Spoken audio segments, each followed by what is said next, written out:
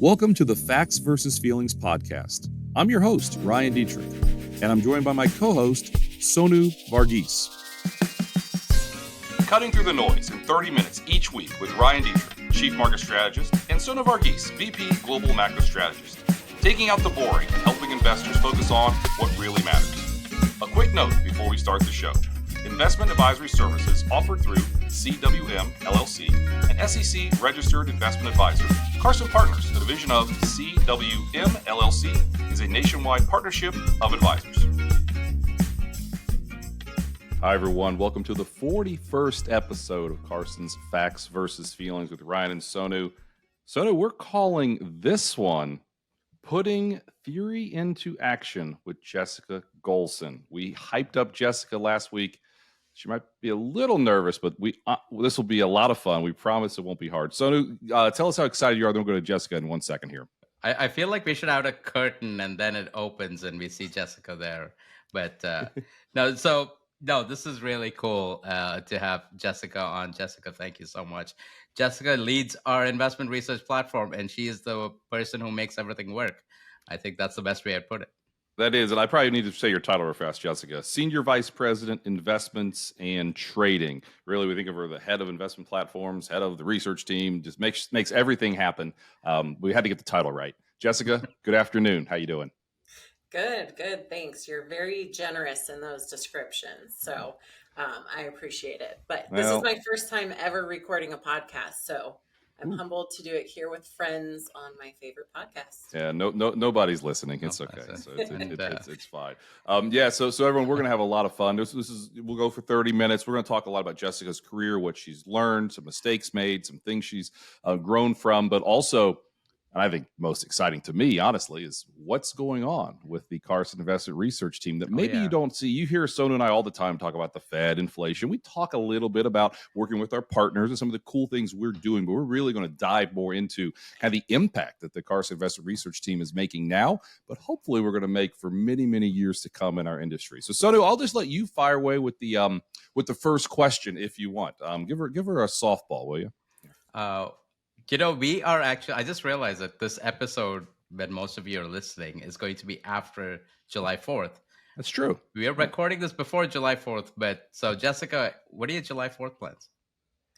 Ooh, nothing solid yet, but I imagine it'll probably involve the boat, some fireworks, hopefully some barbecue, maybe a sunburn, but a good time for sure.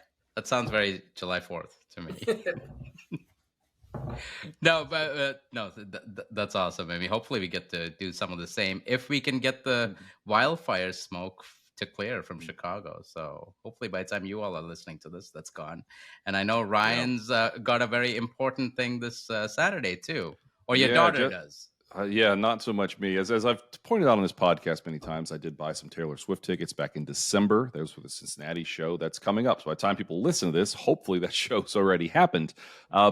I did buy 6. I sold 4, made a good amount of money on them. So free markets worked in that particular case. Jessica, you have some children. Maybe tell us about your children, and are they big Taylor Swift fans? Because my daughter is, and there's a lot of people. One final comment. We've made jokes before. There's no way you're heading to a recession when Taylor Swift tickets are going for what they're going, the way she's going to every city, people buying steaks and going to nice restaurants, and it still feels that way as she takes over city after city.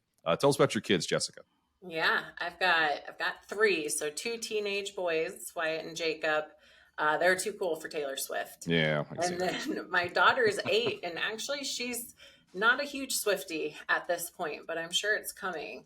But I did hear with that if you're going to the concert, you're supposed to wear as much sparkle and sequins as you possibly can. So my daughter bought $1,200 worth of sparkles over the past 6 months. So don't worry. Every day something shows up for this stupid concert that keeping the economy going. There goes profits from Ryan's pocket into, whatever retailer's pocket. Maybe that's why GDP growth was revised up, Ryan, for first quarter from 1.3% to 2%. It was. It's all me. Thank you. Taylor Swift. Yeah. But that gets to, so, on a little more serious note, if we can ever get there. Jessica, maybe I'll start with this. What do you do here at Carson Investment Research? Yeah. Well, aside from all the kind things you said, the reality is we've got a big team here of devoted and dedicated people that I get to work alongside with to really impact our advisors and their clients. But what I do specifically is I oversee the investment team, the investment platform, as well as our trading team. And so just working through efficiencies there, making sure it's a connected experience, and simplified for the advisors. I feel like oversee is a very, too mild a word for what you do, but I'll come up with something. Brian, what do you think? Yeah, I was thinking it almost sounds like you're not that busy when you explain it like that. And I know you're like the busiest person. People think I'm busy. Like, so do I. The stuff we do is fun. We're not busy. Yeah. You are busy. Yes. We'll put it that way. So before we get into some of that stuff, I love to talk about like people's career paths, right? You've had a couple different jobs as you've weaved through. Maybe 2 or 3 minutes. Kind of tell us about your career path, what led to sitting on this podcast right now, maybe. Absolutely. So I started fresh out of undergrad. I worked actually as an advisor at Waddell and Reed. And so it just happened to be 2007, 8, and 9. So a really tough time for investors, but I think just a huge value to me as somebody new starting in the industry. Really learned some lessons, I think, early on in my career. A few of those, I think there's 3 key ones. So the first is, it's real money. When you're 22 and you're sitting in, an office and listening to an advisor talk to a client that's, rethinking when they can retire, rethinking the goals they set for themselves, it's not just numbers on the sheet. It is truly somebody's life. They've worked hard for it. It's their legacy, and we need to treat it that way. So I think that was an early on lesson. The second, and I think I was fortunate because I got to sit in with a number of advisors who had been there quite a while. And I saw where the clients who didn't have a plan, they were reactive. They were scared. Everything was based on emotions. But those advisors that did work through a plan, it was just as emotional, I think, but they were able to educate and lead and remind their clients, that this is part of a process, that, in the end, you're going to be okay. Here's what we're working through, and here's how we're helping you. And I think, so 1, the importance of planning, but 2, just the significance that an advisor plays in the role of their client's life. Like it's just so vital. And I think the third, which is really what kind of led me through my career, is there's a ton of stuff that has to happen outside of that meeting. So preparing for the meeting, after the meeting, and, from my experience at a few different firms, it's clunky and it's time consuming, and it takes away from that impact advisors can make spending time with their clients. So that kind of spun off into, 10 plus years in the operations side. And so I really got in, deep with how things work, why things work, and learned some lessons too of, why tech is so important, why integrations are important. How do you, stay innovative, but not build something that's obsolete, in a few months. And so I think just being on that operations side really helped learn how to connect all the dots. And now I get to just have fun. So I said, I'm busy, but I'm having fun because now I get to kind of put all that into play and really help simplify things for our advisors so that they can, be there for their clients when they need it. Wow. That's awesome. You came prepared, by the way. Usually Sonu and I do this. We don't. You're like, I have 3 things to say. So, she came prepared. That's I awesome. listened to this. You're up in the podcast. That's good. I listened to you, and I knew that you'd have questions. So I came prepared. There you go. So like I was saying, that's such a unique perspective. It's not often you meet somebody in investment research anywhere, really, right? Who've gone through that path that you just described, where you've worked on, with advisors, talked to clients, and then on the operations side too, right? So you've got the operations perspective, the investment research perspective, and, working directly with advisors and clients, right? Like that's the complete picture of what we're trying to do today. But just exploring that a little bit more, how has that informed what we are doing on the Carson Investment Research team today? Yeah, I think, going back just the evolution of the advisor and what was necessary as part of a platform for them to use, that's changed over the years from, you just did a great thing on Harry Markowitz, but the modern portfolio theory, it used to be you just, find a risk score and set a stock to bond target, and you'd have your choices there. Kind of transitioned into financial planning and having your goals-based planning. And then it's, now we're moving into this whole era of, I need to combine all of that plus add in, my tax situation, my values, my perspectives, and being able to tie all that together. That's what we're doing on the Carson Investment Research team. We're evolving and we're finding ways for those connection points and just, simplifying that as much as we can. No, that's great. I mean, one that I'd like to dive into a little bit. Obviously, you're a woman in finance, and it is somewhat of a male-dominated industry. Talk to me a little bit about that evolution for any females listening or thinking about getting into finance. How that went for you? Some pitfalls, some positive things, and then I guess to wrap it up, how is it working as a woman at the Carson Group? I'm pretty sure it's hopefully pretty fun. But I know we absolutely love you, so hopefully it's fun. But talk to that to some listeners out there who are thinking about getting into finance that are females. Yeah, I think so. First of all, it's similar to my daughter. I had two big brothers, so I'm used to hanging out with the boys. That part didn't intimidate me. And, I noticed in undergrad, I've always been focused on investments in the market. And I did realize, I was typically the only girl in the class, which really didn't have an effect on me, but I can see how that could be intimidating.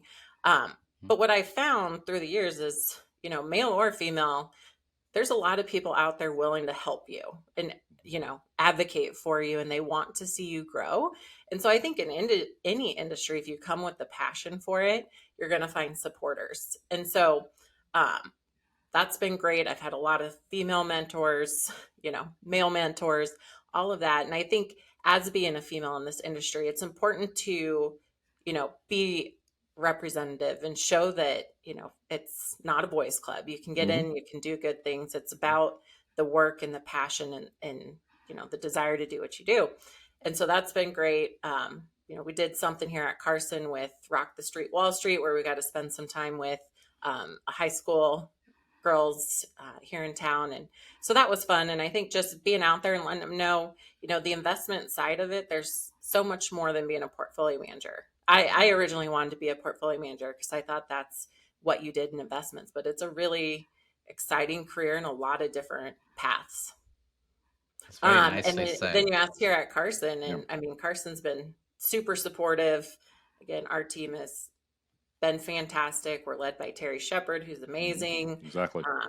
Aaron Wood's fantastic, and really just being able to collaborate with like-minded people. It's been great. That's awesome. It's very nicely put. So is Addie is Jessica's beautiful daughter, I say, which is not to say her boys are not handsome and cute, but Addie's the youngest one. Is she interested in investments or finance? Does she ask about it? She is at this point, she likes money. She likes saving money. I think there what you we go. found with her is she always saves a lot more money because she somehow gets her dad to buy her whatever she wants, where the boys have to spend their money on it. So she's definitely learning the value there. But if you asked her, I think she would want to be either an artist or a TikTok star. So we'll see how that evolves over the years. She could teach us how to do some TikTok videos, maybe. Get you doing some dances on here. Oh, I don't know Well, about Sonu has played his guitar before, and there's been rumors I might yes. sing to a song one of these days, but Yes. no hurry on that. It may be a rocky theme. There may be a rocky theme to it, but you can do some push-ups or something. Let's talk about the evolution of the advisor, right? I mean, since you've started in the industry, what I love about your career, again, you were an advisor. You think like an advisor. You think about this company, Carson Group. How's it founded? It's founded by Ron Carson, 1983, in his dorm room in the University of Nebraska, calling people, cold calling. That's so and Ron, I'm biased. We're all biased. We think he's the greatest advisor to ever live. He's at least on the Mount Rushmore, right? So everything about this company is built about an advisor and how they see the world. And that's everything we do. And I think that's so important and why we've been so successful overall.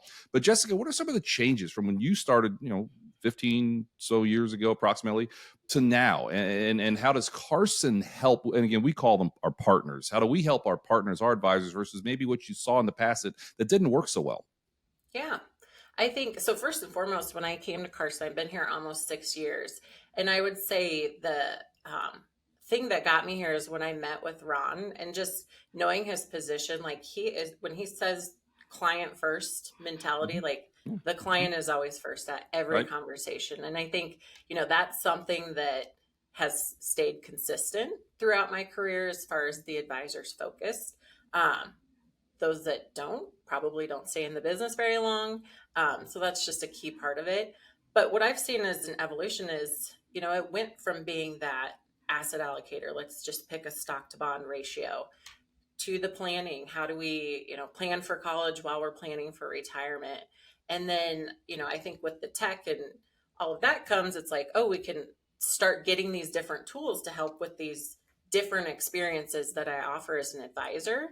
And, that's fantastic. But the evolution where we're going is those all have to connect. And I think that's what's cool about here at Carson. We have, our data team does amazing stuff with our data warehouse, but we don't just say, here, use, Money Guide and use this. We build an experience around that. And so for the advisor, for the client, it's one connected experience, but you're still leveraging all those amazing tools that are out there.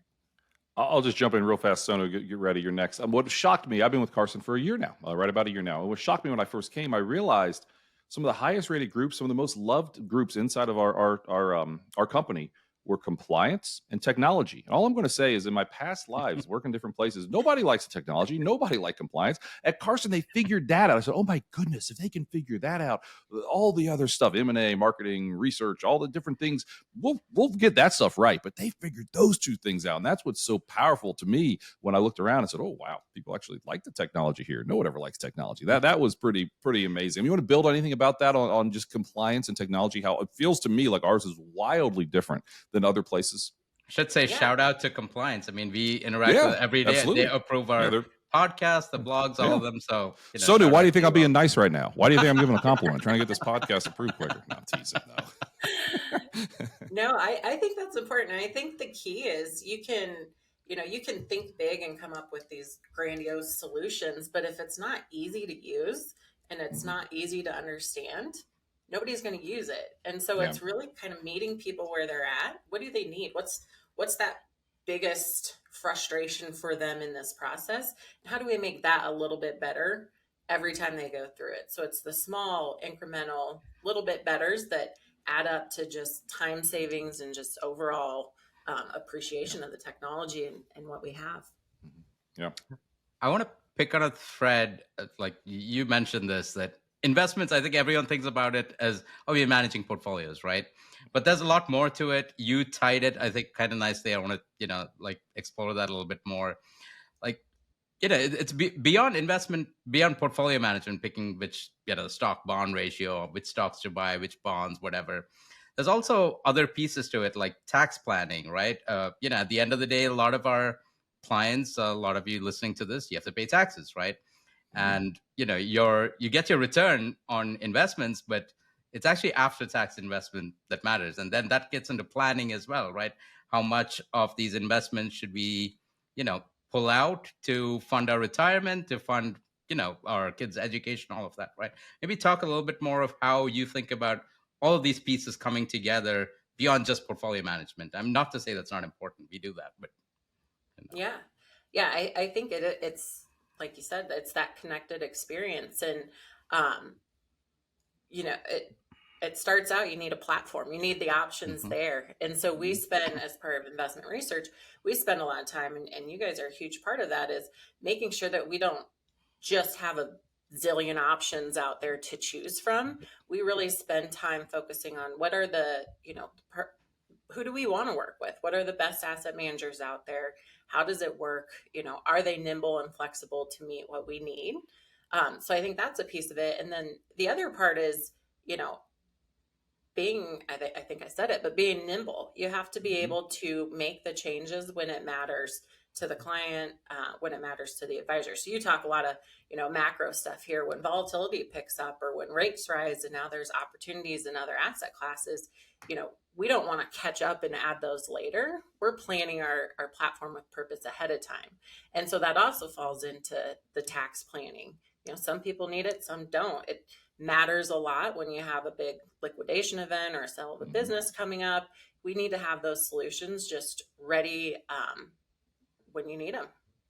So I know I was looking at the notes when we discussed some of this. I've got written down paralysis of choice. I mean, you want to talk a little bit about that, because I've seen that before where there's so many choices. Advisors, they're stuck, they're frozen, and that's just life. I joked before, I don't like going to Cheesecake Factory. Believe me, I love cheesecake, but the menu is too big. I cannot make my mind up. Although I know I'm getting a Godiva chocolate cheesecake, that's obvious. But in terms of the entree, I don't know what to do. Okay, so talk to me a little bit about that, how we see that, and how we help our partners get through that. Yeah, I think some of it. So a good example, Sonu was presenting at something, and I was accompanying him, and there were a lot of advisors in the room that weren't a part of the Carson network at all. And so, sit down. They unfortunately sat next to me at breakfast, so I immediately start 20 questioning them on, what do you do? How do you like it? What doesn't work? What works? And like every time I ask that to somebody outside the network, it's the resounding like, yeah, we can use anything, but they ended up spending so much time figuring out, do I use, State Street versus BlackRock? And, and we have both of those, and there's great reasons for it, but it's all of the options and none of the support. And so what's so important is having, again, just like you guys in this podcast and everything else our team puts out is, surrounding it with the education and support for the advisor so that they can just go one place, find what they need, and again, focus on their client, because that's where the impact happens. Amen. Yeah. No, absolutely. One thing that, when you talk about Carson, so when I first, it's been 4 years since I joined Carson. So Jessica, how long this have you week, been in right? there? Like, by the way, This so week, real yes. fast, like this week, right? This Congratulations. week or last week by the time this is out, but yes, whatever. Close enough. And Jessica, we've hit like the 10-minute mark. See, this would be easy. I told you it'd be easy. We might go a little long. This is a good conversation, but anyway, we're rounding third, heading for home here. Yeah. Jessica, how long have you been at Carson? It'll be 6 years in August. 6 years in August. So one thing I associate with Carson, and this is interesting. As soon as I walked in, is I saw these things called GSD everywhere. Can you explain what that is for everyone listening here?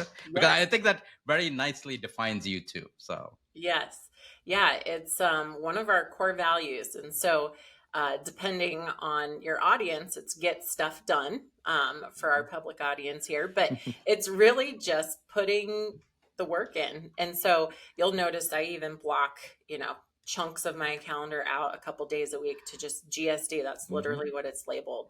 But it's, you have great ideas and you have great meetings, and sometimes you can get just caught up in, we're going to do this, but setting aside the time, getting stuff done. If you say you're going to do something, follow through, get it done. That's just, a deep core value, I think, across the firm here. Love it. It's so cool.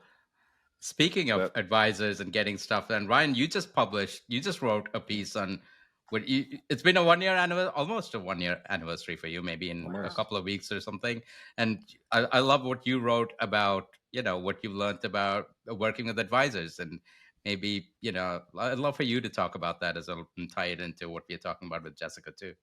Exactly. I've had the opportunity and honor to work with advisors for about 7 years now, and obviously the past year with Carson Group. And things I've learned from advisors, just real quickly. I mean, they want actionable things. Things are easy to explain. Things are just maybe a little bit fun to tell a story, to help explain to their clients. You can talk about all these confusing things, but if it can't explain it to the end client, a lot of times it just falls flat, right? So I found that also, advisors, they want to have a community. Think about Carson Group, right? We're built on two things. I think this is my personal opinion after 1 year in. I already talked about it. Everything we do came from Ron's success building this company. We think like how an advisor thinks with everything we do. The other thing, though, is an incredible sense of community. We've got about 350 partners, advisors here, and it's growing, right? That's approximation. But that sense of community is incredible. It's not like you're just on this island by yourself when you come over to Carson Group. The advisors are working together, right? Working with, yes, home office. We're all in home office at Carson Group, but the advisors are a part of the team as well, even bigger part of the team. You learn what works, what doesn't work. I think that sense of community is absolutely something that advisors crave, because a lot of times they're at a big shop, maybe they don't feel as appreciated, and they're often this little island by themselves. It's not that way at all, I think here. So I had fun thinking about my first year with Carson. I've had a blast, and it's been fun. Jessica, also a blast. Going to change gears for a second here as we head down head to the end. You went to the College World Series. You sent Sonu and myself a picture. You were hanging out with a really popular guy, a guy I'm a fan of. Who you hanging out with? I don't know. Let's say a week ago or so at College World Series. Who was that exactly?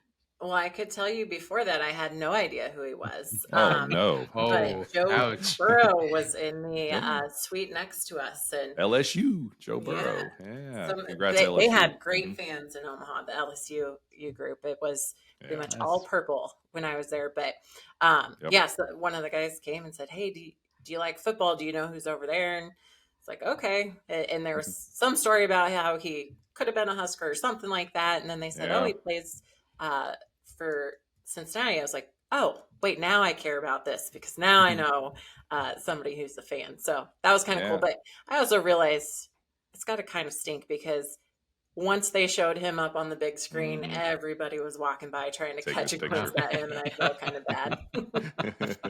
It's it's Did the you real see quick Ryan story. there? Well, No, I was trying to get a picture too. It was kind of like walking around Partner Summit with you guys. You just can't catch a break.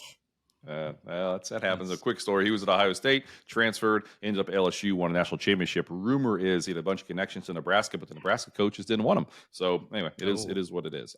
So Jessica, I know we have a really big fan of this podcast. He listens all the time. I think he's real honored that you're on. I want to give you a chance to say hi to this particular person. You know who I'm talking about. Yeah, my dad. I said he's going to be the coolest guy at his breakfast club with this. So funniest story with that, he had a friend who saw you on TV, Ryan, and found out you're from Carson, and somehow they were talking, and so my dad asked me, hey, do you know somebody named Ryan Detrick? I was like, I think I've heard of him before. And so, I told him, I was like, hey, they've got a great podcast. And of course I grabbed his phone, downloaded it, and figured out showed him how to share it with all of his friends. And so you've got a loyal bunch here in Omaha listening to you. Well, maybe, next time, Sonu, you and I are in Omaha, maybe we should go to the Breakfast Club with the boys. It sounds kind of fun. I'm all for it. Maybe at that Cadillac place we went to. The Cadillac. Or Corvette, the Corvette place. Corvette breakfast place. Yes. Yeah.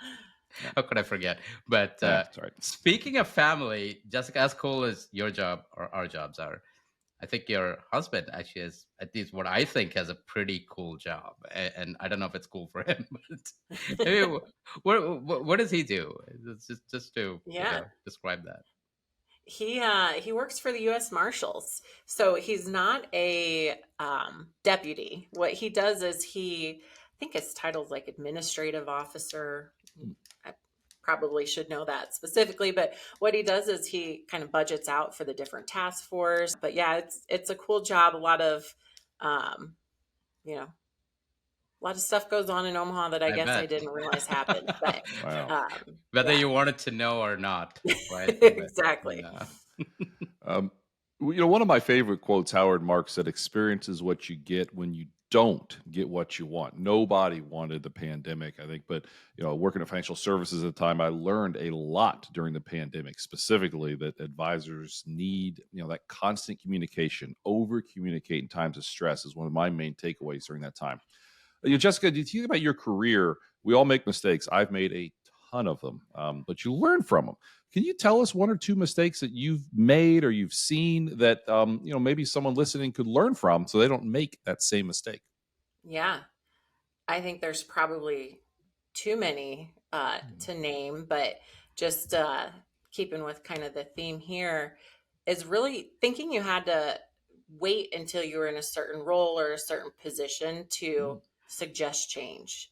And I think one of the things, like when we bring on new people, whether they're entry level or super experienced, it's like you've got the freshest set of eyes and the path dependency isn't there for somebody brand new. And so, that's kind of the best time to jump in and just ask the question of, why do we do it this way? If something doesn't seem right, there might be a legitimate answer. And most of the time there probably is, but just asking those questions,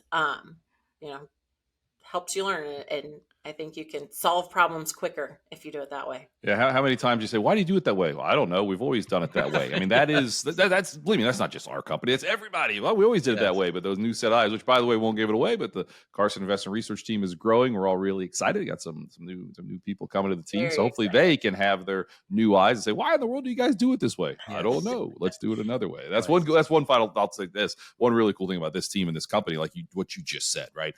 Mm-hmm. Nobody thinks they're better than anybody else. We're all on the same team. We're all willing to listen. I mean, I love feedback. Our advisors, our partners have given us such incredible feedback the year that I've been here and before. Those are the best ideas because they're on the ground doing it. And then we crave that knowledge. But Sonu, I think you've got time for one more and I've got time for one more. We are near the end of our discussion with Jessica.